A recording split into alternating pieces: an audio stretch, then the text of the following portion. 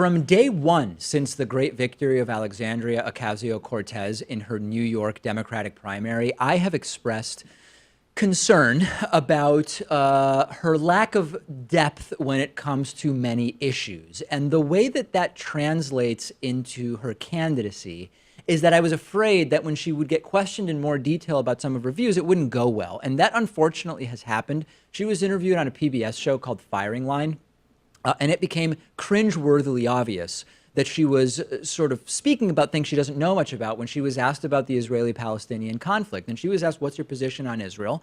And eventually she was asked to elaborate. And it was a combination of misstatements and looking around in a confused manner, silence, and just outright confusion about what seems to be going on in the region, followed by, at the end, one of these disclaimers that she's not actually an expert on this, so why is she even being asked? Now, before I play the clip, I want to clarify something.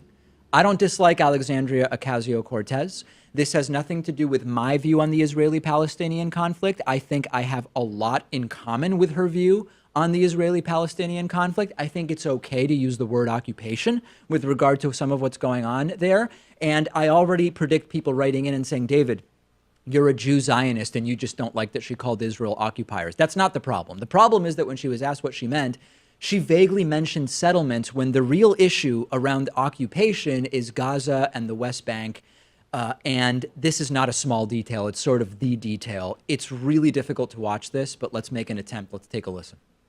But I am, of course, the dynamic there in terms of geopolitics and the war in the Middle East is very different than people expressing their First Amendment right to protest. Well, yes, but I also think that what people are starting to see, at least in the occupation of Palestine, is just an increasing crisis of humanitarian condition.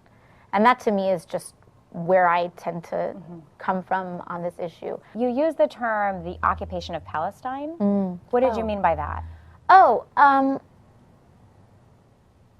I think what I meant is like the settlements that are increasing in some of these areas and places where Palestinians are experiencing difficulty in access to their housing and homes. Do you think you can expand on that? Yeah, I mean, I think I'd also just, I am not the expert on geopolitics on this issue. So if this is something you don't know about, you don't first fail and then say, I'm not actually an expert, right? You say right away, this is a complex issue. This affects a lot of people.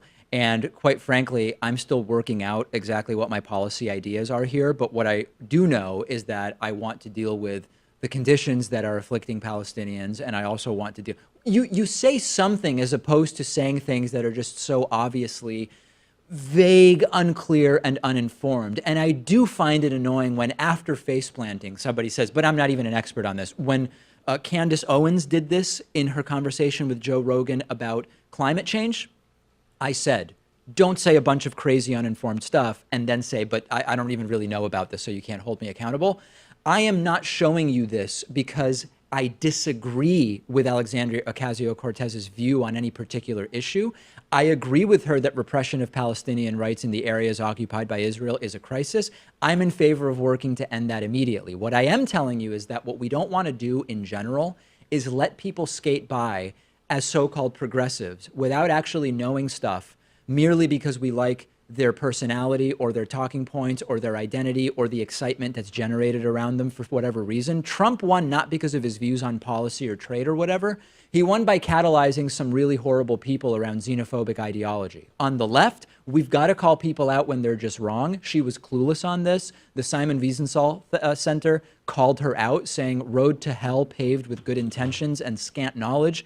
Happy to provide info to Alexandria, who knows zero about 3,500-year relationship of Jewish people to land of Israel.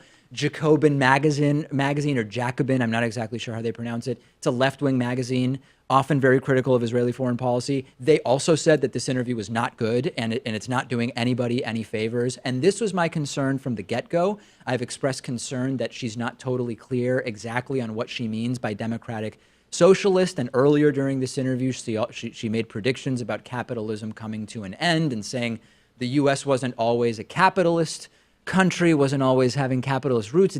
Wasn't clear what history she was pulling from. So I'm not saying she's a bad person. I'm not saying she has bad intentions. I'm not saying she made the wrong decisions on many issues as an elected official, as a potential elected official.